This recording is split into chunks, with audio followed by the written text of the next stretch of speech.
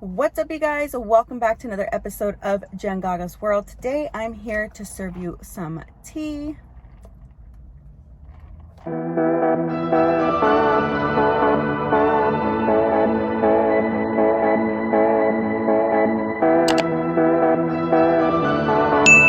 Anyway, so this is the third time I start this video over, and it was just really funny because I was sitting in this little secluded spot in a close shopping center, and I just left Starbucks, and where I was going to sit and do my video, they were dumping like the big trash cans for the buildings.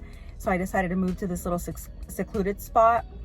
It's like trees and it's like a neighborhood behind me, but this guy drove by looking at me like, what is she doing? Is she waiting for somebody? Like, what's going on? It's like, hello folks, like we've been on Zoom for the last year and a half. Like, this should be like, people should be used to people just randomly talking at themselves at this point, okay? Or it appear that way, but in my case, yes, I am talking about myself, but it's okay. I'm here to give you some tea. Now, first and foremost, this top. I also hesitated wearing this shirt today because I just finished editing all my videos last night for my law school classes.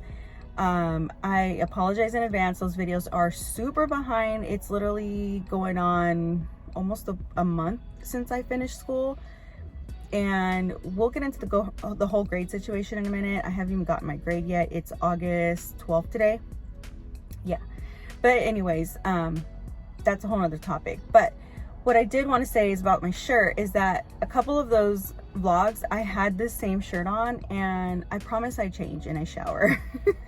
But honestly, if you're looking for a comfortable shirt, and by this point in the season, it's probably like a clearance item, but it's super loose fitting. It's thick enough material, but it looks like that see-through material, but it's not. It's pretty sturdy, and it's loose, and it's not super long.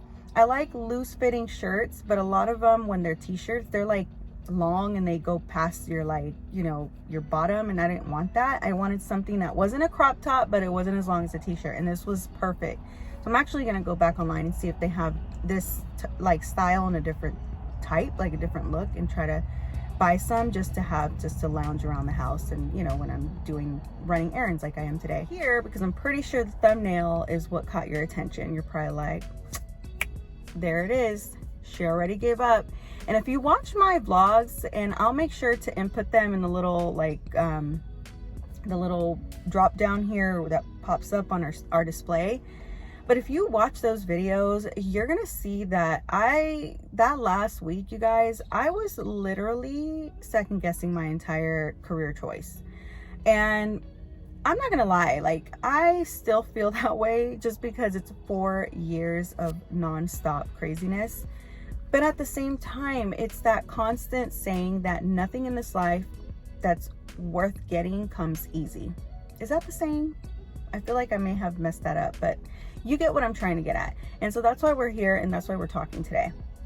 So, did I quit law school? No, but I did put it on pause. So let me explain. A lot of you are probably like, she wasn't ready. There it is. It was too hard for her. And it is hard. And I thought I was ready, but it's also more a financial piece for me. If you're not familiar with me, or if you haven't been watching my channel, I am a mother of 4. I am married. I have a family. I have a mortgage. I have a car. Like, I wish I could say all that was paid off, but reality is it's not.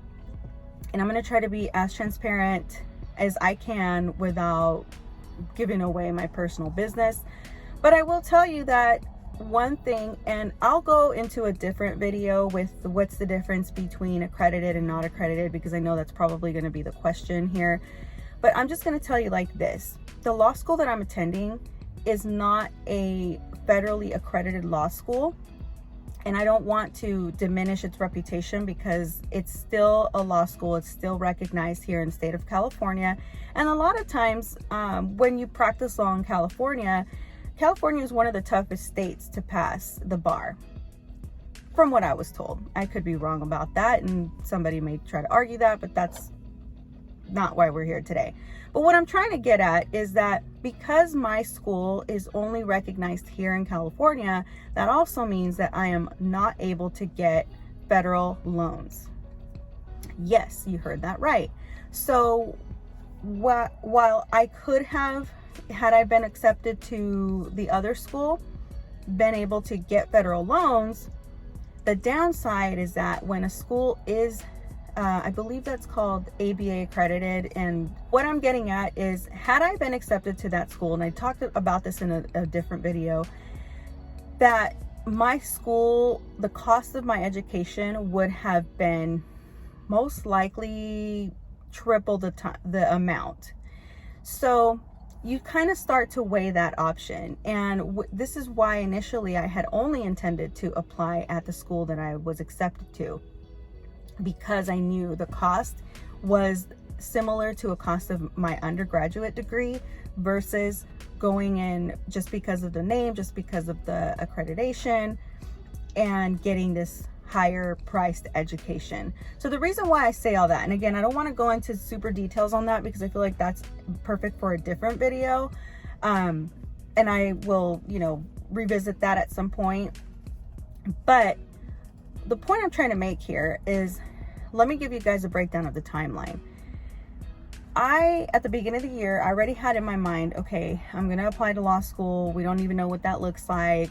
Let's start saving money, or let's start paying off little bills here and there. My husband and I, you know, I don't know if you guys are familiar with Dave Ramsey, but there's this thing called a snowball effect, and you start paying off like your smaller cards and you start going. As a working middle class citizen, I'd be surprised, and I don't want to knock anyone, but I'm going to keep it real. Like, I have credit cards. I also have kids. Like, I'm the working poor. Like, I feel like I'm house poor, where it's like our real estate market is so expensive in California that I'm blessed to be a homeowner, because I wouldn't want to rent, considering rent is probably as close enough to what my mortgage is.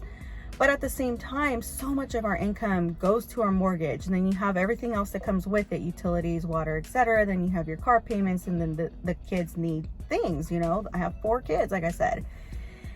And so my husband and I both work, we work hard, but at the same time, credit cards happen. Like, I know it's irresponsible, and I will be the first to admit that, but it's that twisted rule, right? Like, in order to have good credit, you have to have debt.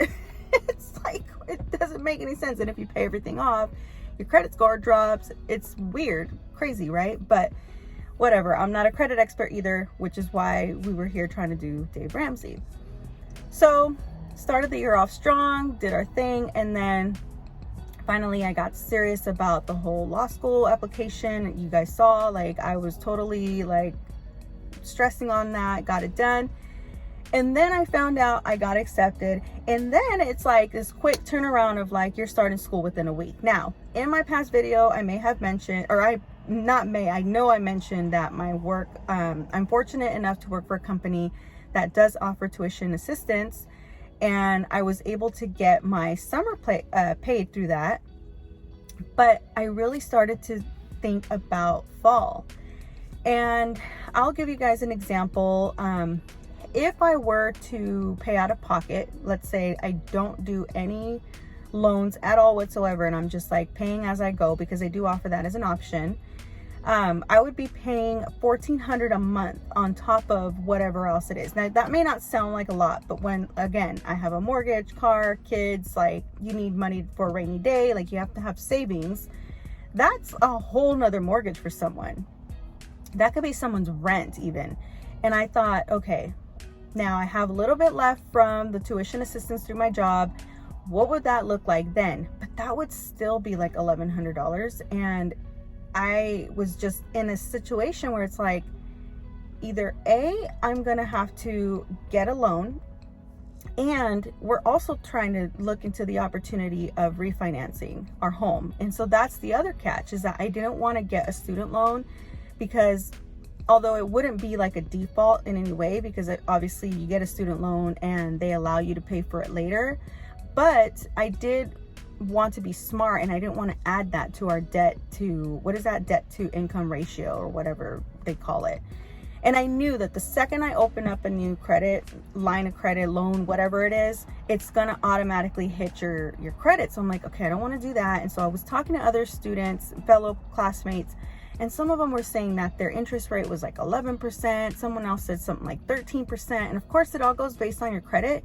But let's be real, like, again, I'm not an expert, but I can only imagine that because Sallie Mae loans, they know that you need this. They're not going to sit there and be like, hey, yo, we'll give you this for 2%. Like, it's not going to happen.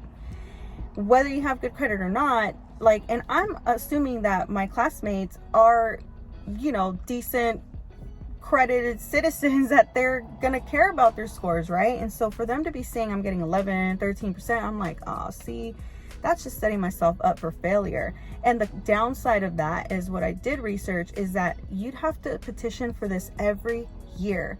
So if you think about this little lump sum, let's just say 10 to 12,000, it's kind of what I was looking at if I didn't want to add in the books and, you know, minusing out what my job could potentially assist me with.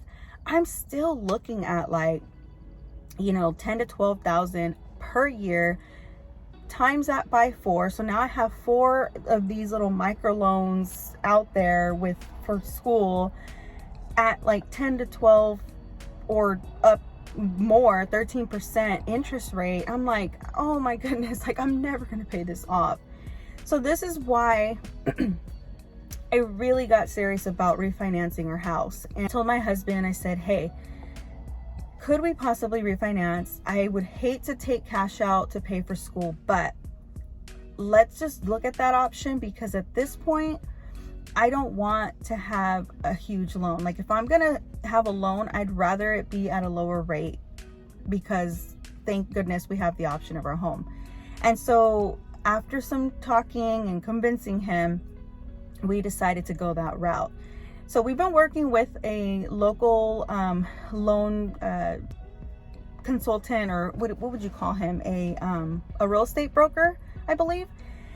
And he's given us some tips. Now the thing is that because we were still on that trajectory of paying things off, or not paying things off, but reducing our debt, he suggested, he's like, look, I can either do it now, or if you were to do this and this and this, I can possibly get you a lower rate and the amount that you want cash out. Because it's not so much the issue of refinancing. He's like, I could refinance you, but if you're wanting to do the whole cash out option, then you'd want to get certain things handled before going that route, just because that can ensure you the better possibility of a lower score. And obviously, if we're talking our home now at this point, we want to be smarter and get the lower interest rate. But also keeping in mind that the market does fluctuate. So it's kind of one of those catch 22s, right?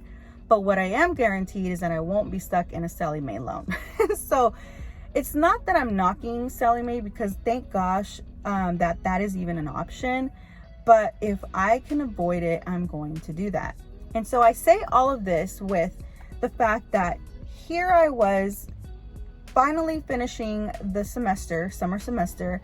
Then I really got into, like, I literally went into a low moment. Like, I was crying, like, probably for a solid week. My husband was like stressing the hell out because I was stressing him out. Like, and he straight up told me, he's like, dude, this last week you were like the biggest B. And he didn't mean that. I know he didn't mean it, and like, he didn't say it in a mean way. But he's like, and he didn't say the B word, actually. He just said the biggest B because you were so stressed. He's like, is this what I'm looking at for the next 4 years? And so I really I had to scale back and say, hey, what is it that you need to do? And I know that a lot of my stress was not only the school, but in the back of my mind was the financial. And so I said, you know what? I have to put my family first, because at the end of the day, if God forbid something happens and I can't finish this for whatever reason, I don't want to put that into the world. I'm going to finish. Or into the universe. I'm going to finish.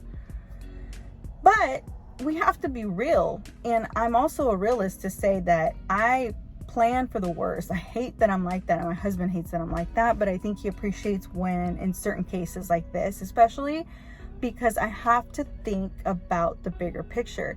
Because if heaven forbid something happens, God forbid a health issue comes in and I have to put it on pause, these loans are still going to be there, folks. So at the end of the day, I have to put my family first. And I have kids that are getting older. They're getting ready. You know, my oldest, he's decided he's going to do his own thing. College is not his thing, so I'm not too concerned there.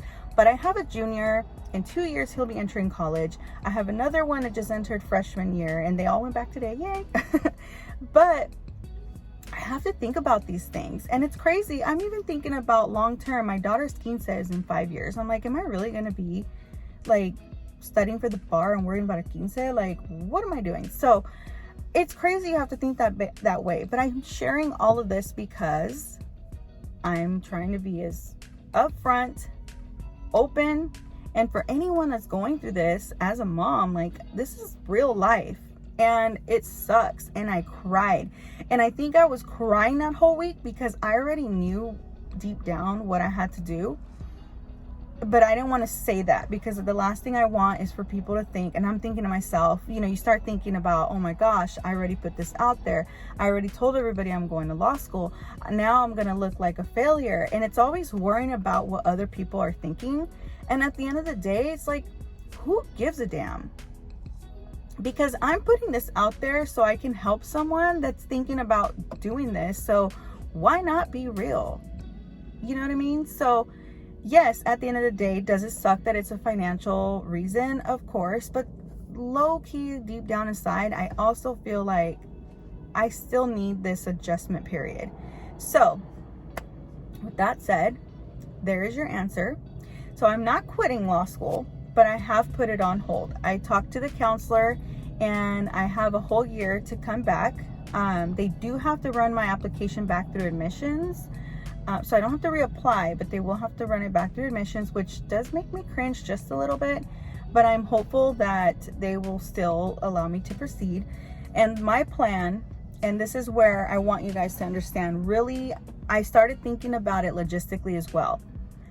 In my past videos, I mentioned there was a summer or a spring elective that I wasn't able to participate in because of the fact that I applied later in the spring. So it was already happening while I was barely waiting for my application to be reviewed.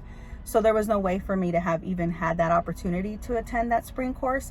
Now, although the spring course is not a required class, it is considered an elective, and it's a 2-unit course, but I believe only 1 unit counts towards your 10 units that you have to have as elective courses.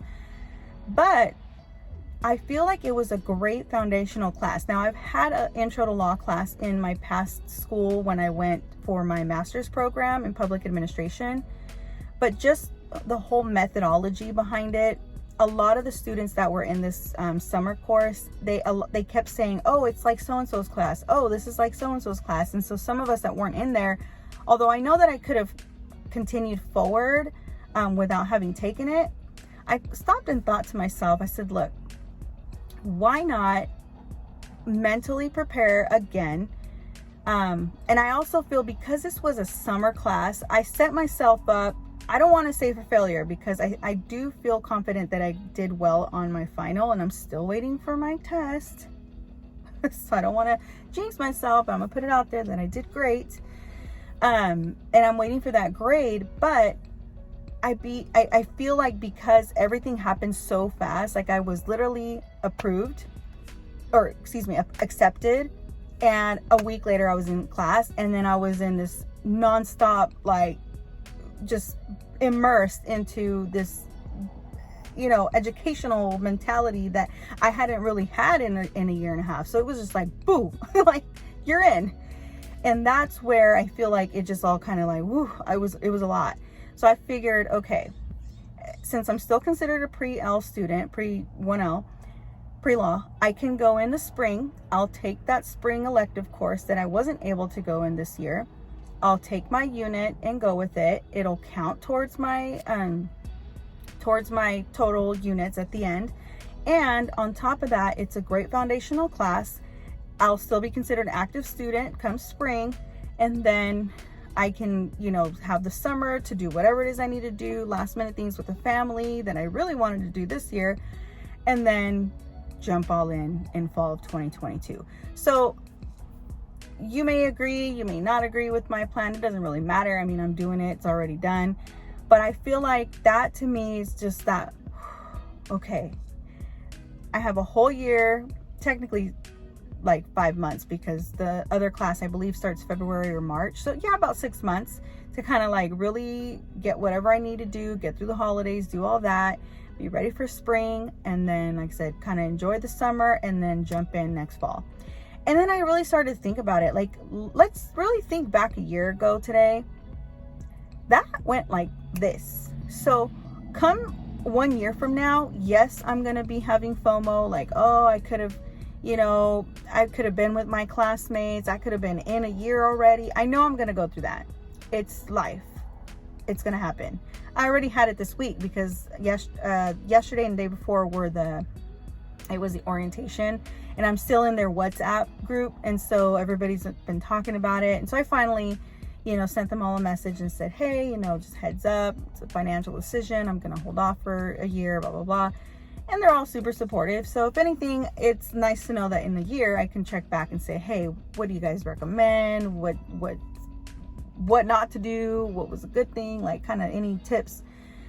But, so it's a little bit of FOMO, but at the same time, I know I had to do what's best for me. And for me, worrying about, am I going to be able to cover that $1,400 fee next month was not it. Like, for me to be able to be fully mentally immersed in an educational realm of this magnitude, like this complex, thinking, I can't be worried about financial back here. So my goal is to have everything. My husband and I sat down. We have a plan through the end of the year. The plan is to execute. We're working with the loan officer, and so like I told him, give us like 5 or 6 months to the end of the year. Then we're gonna regroup, and then he can run our numbers again and see where we're at. And it kind of sucks, but at the same time, I know I'm not the only one in this situation. Like, there's so many others that are, especially now with COVID. And the upside is that there's tools out here to do whatever it is you need to get done. And it's just a matter of sticking to your guns, following your budget, and doing what you got to do. So that's really what it is. But yeah, so there it is. Now it's all out there, and like I said, those that want to judge, they'll judge. Those that want to talk, they're gonna talk. I mean, if they're talking now, they were probably already talking then. So you know what, at the end of the day, like I said, I gotta do me. I already had this conversation with my parents. I already had a conversation with my kids. It's nobody's fault. Nobody's at fault here, other than it's just an adult thing to do, and it's a responsible thing to do. Because there's nothing worse than telling your kids, like, oh, we're broke. Oh, why are we broke? Oh, because mom has to pay for school. Like, how, excuse my French, but how shitty do you think I would feel for that? So that's why I'm like, I can't do it. Besides, and a little thing, I've been in this new position.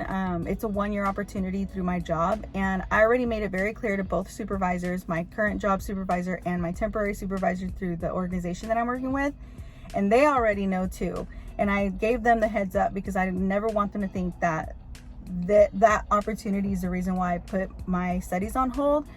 But honestly, I'm loving everything that I'm doing with them, and I really want to give my all and my full undivided attention to that too. And so I feel like it's a combination of everything.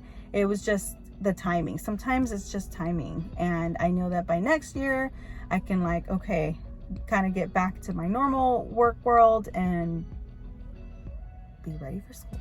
So, but with that being said, I apologize. I know this video is already a little long, but I felt that I needed to really sit down, have that conversation, and really be full, just transparent. Because again, like, I'm sure I'm not the only one going through this. I know I'm not the only one going through this. I know I had fellow students that had to go get loans, and they don't even know if they're even accepted into the fall because they were like on some kind of contingency plan, I believe is what they called it, where they had to pass the class in an effort to be accepted into the fall. So that's an even worse situation to be in, because now they're getting the loans, they're getting the funding, and they don't even know if they're even going to be accepted. So to me, that's a little twisted, and they're not very happy about it, but I don't blame them.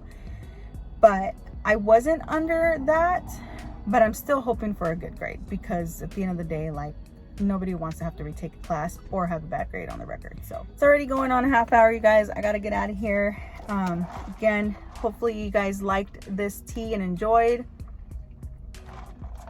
And I still appreciate you for following my journey, because guess what? It's not over. It's only on pause for the brief moment. But all right, guys, have a wonderful day, and thank you so much for watching. Again, if you're new to my channel and you like this content, make sure to like, share, comment, subscribe, and stay tuned for the next one. Bye.